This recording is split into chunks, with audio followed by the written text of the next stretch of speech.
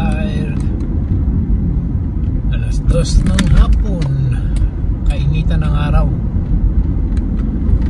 At tayo ay papuntang downtown.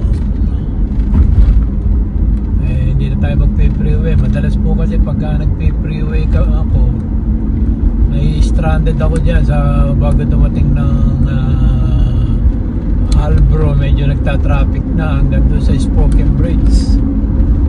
Kaya naobliga rin akong pumunta sa looban. Kaya ngayon ang gagawin ko, dito na ako sa looban dadaan. Ito, Renton Avenue. Dito po ito sa may ngayong kaliwa. Ito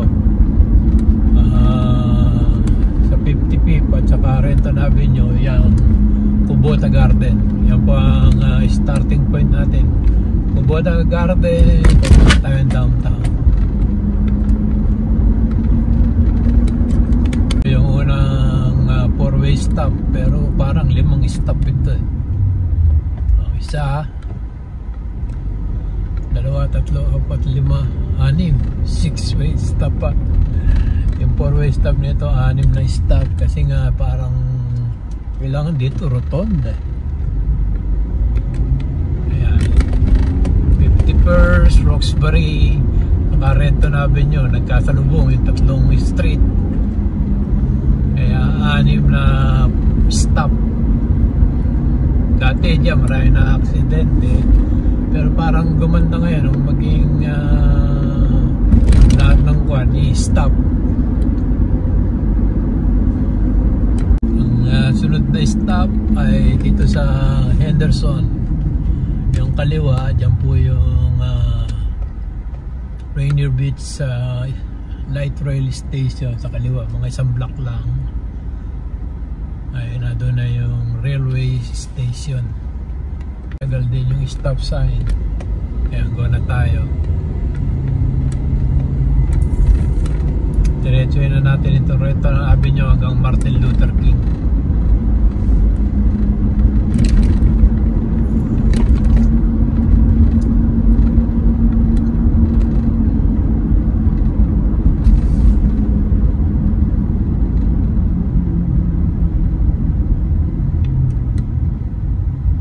Cloverdale. Kaya pang gumunit to. Anong pupuntahan mo?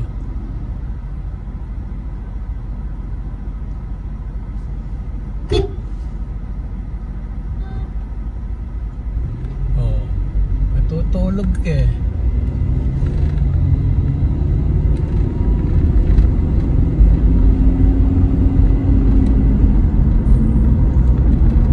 Dalawang araw kanina. Isang araw din ganun. Meron din natutulog. Nagte-text. Oops, ito na mga bagong building na ito.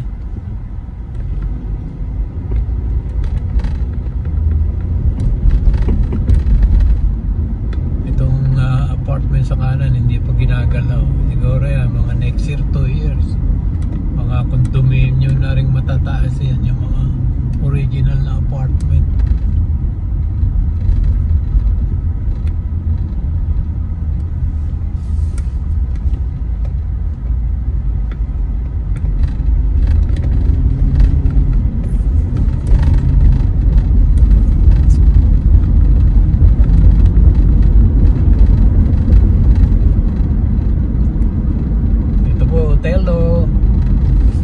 Station.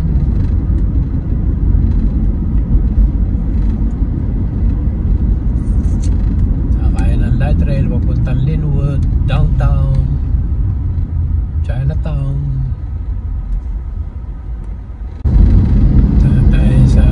Lapit na tayo sa Graham.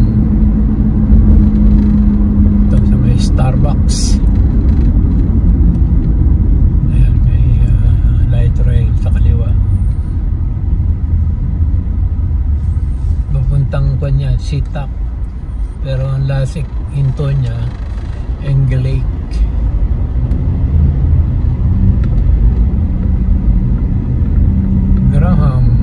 South Graham Street. Dati po dito sa kanan yung tindahan ng Pilipino, yung Seafood Island Pacific. Tapos sa Island Pacific, dalawang block. Ito na yung Filipino community, itong kulay brown at saka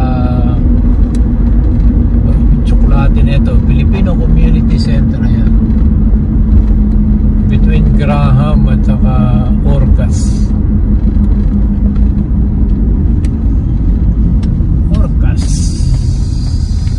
May construction din eh.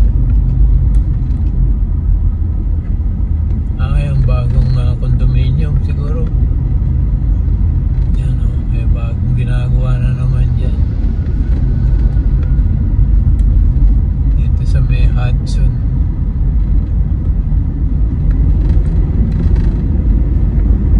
Ito na yung Columbia City Light Rail Station, Columbia City Station, between South Edmund Street at saka Alaska.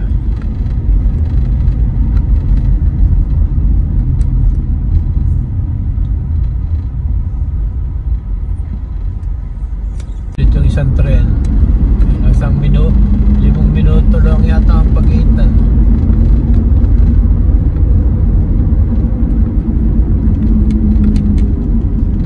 Martin Luther King pa rin tayo. Ito na tayo sa Mount Baker Station.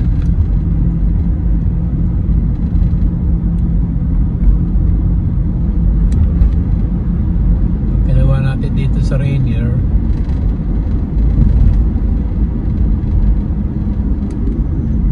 stop na naman. Napakaraming stop ng biyahe natin ito.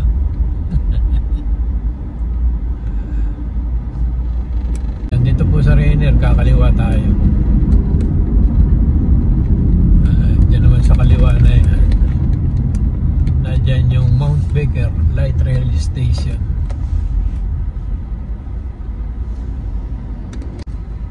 Ayan, go na kami pero puno na yung Rainier.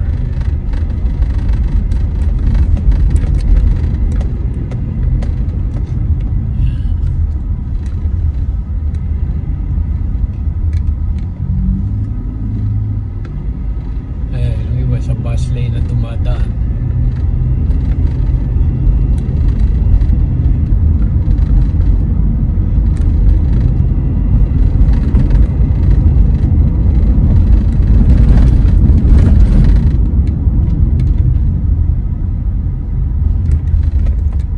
Ayan po yung nasa kanan na yan. Yan ang low. Bilya ng mga construction material. Dito pa lang tayo sa Rainier at saka 23rd. Inabot na tayo ng kalahating oras. Yan, Rainier Avenue South, 23rd. Half hour na kinonsume natin.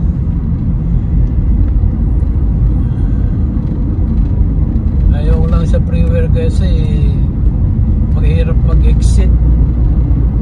Hindi mukha dito, pwede kang pumasok sa mga street para maiwasan may traffic. Yan, malapit na tayo sa I-90.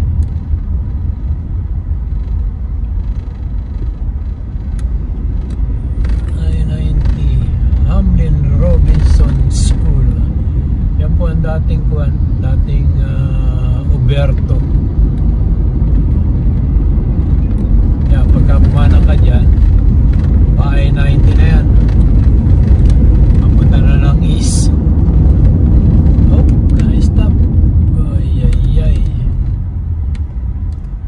Itong sa ilalim po nito, meron dito light rail station papuntang Bellevue. Nagka-problema yung sa floating bridge. hindi pa raw nagagamit yung rails, mga nag-crack na yung mga sinimento doon sa floating bridge, kaya hanggang ngayon hindi pa na-open. Pero sabi nila next year 26. Na experience namin yung mula South Bellevue hanggang Redmond round trip. Isang araw nag round trip kami doon. Ito po, dito yan sa itaas at may mga bakod pa yan sa kanan na yan, Junkin Park Station. Ay 90 po ang itaas niyan. Shell $44.89 per gallon na regular. Pagkakas po yun, pagka regular kinard mo may plus 6 cents.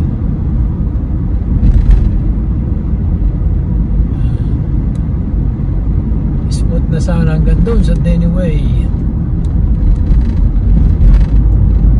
or sa Boren. Smooth na sana yung sailing na yung ating road trip. Ito na po yung pinakadulo ng Rainier Avenue sa Jackson, South Jackson Street. Ang dulo ng walang hanggan ng Rainier Avenue. Ito Boren ito didiretsohin lang natin itong Boren hanggang mag-cross tayo ng I-5.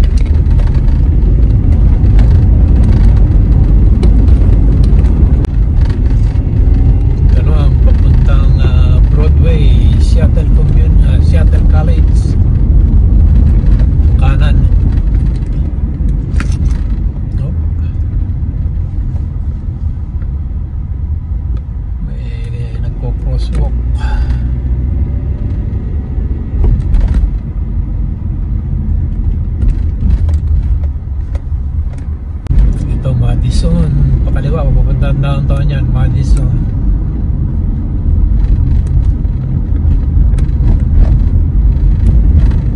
On time naman siguro tayo, minus 20 pa para malas stress.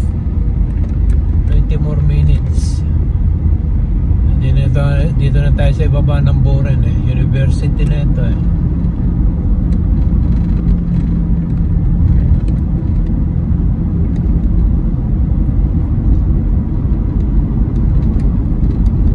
diretso lang ito, tapos sa bandang dulo doon kakanan tayo, kanan, tapos kakaliwa sa Denny-Way. Ito Pike, diretso yan, Pike Market. Kaliwa na yun. Ito na, sa ibabaw na tayo na I-5. Ibabaw na tayo ng I-5.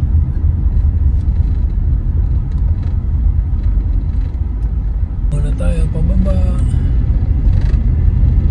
Pababa ng pababa.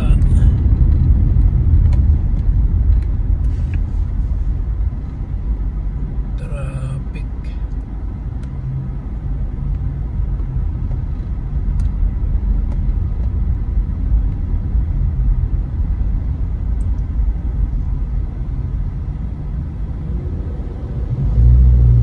Bagal dito. Olive Way na. Bagal lang go. Ayan, nabutan pa kami ng stop. 6, 5, 4, 3, 2. Ayan, nabutan na ako ng stop. Hindi ka na habulin. Na-stop eh.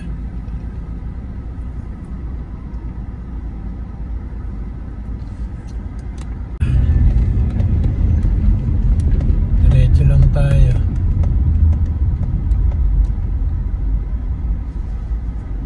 Diretso.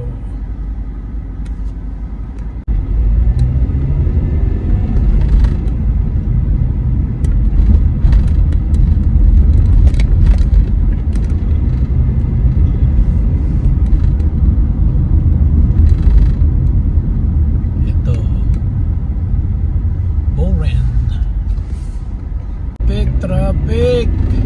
Steward na tayo. Sabagay, pagkana natin dito, Denny-Way na yan. Halos okay na Denny-Way. Naka Elliot Avenue, okay na.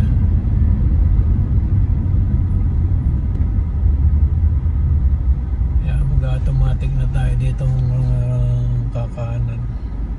Fairview, Virginia Street.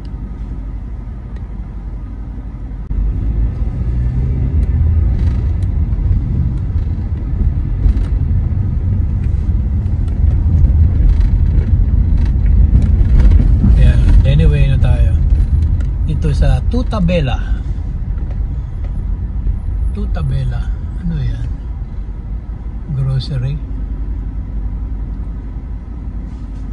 Ano kami? Right turn lang. Oh, walang yan yun. Kinain niya yung way nung tit ng nasagi.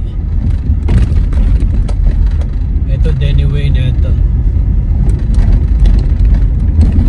Tayo sa Seattle Center.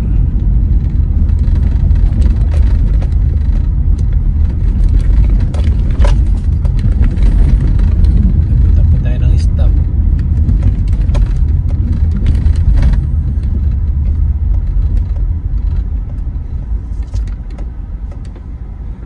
Westlake Avenue na. Diyan nagdadaan yung streetcar. Naka-stop siya. Baka hindi na natin makakuha. Ay, go na tayo. Hindi na natin makikita yung streetcar.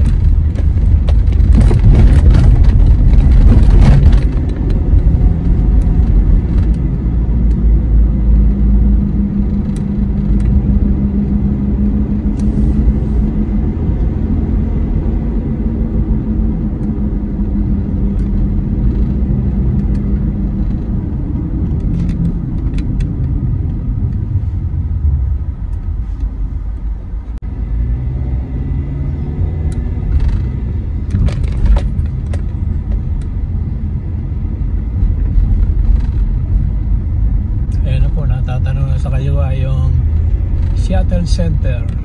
Yan ang ating destinasyon. Salamat po sa panonood mga kuritaya.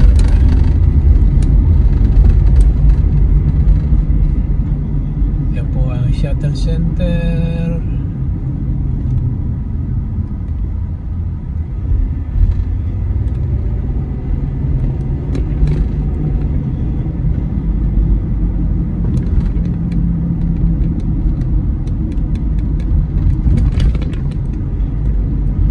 Ilalim na ito. Yan, pagka kumanang ka dyan, ayan na yung Seattle Center. O kaya dito sa susunod na street, pagka mo Seattle Center na yan. Salamat po sa panonood. Magandang araw, magandang gabi. Ito na yung Pacific Science Center. Isa po yan sa parte ng Seattle Center. Salamat po sa panonood. Magandang araw, magandang gabi. Bye-bye. Carnival Spirit. Carnival Spirit ang nandito ngayon.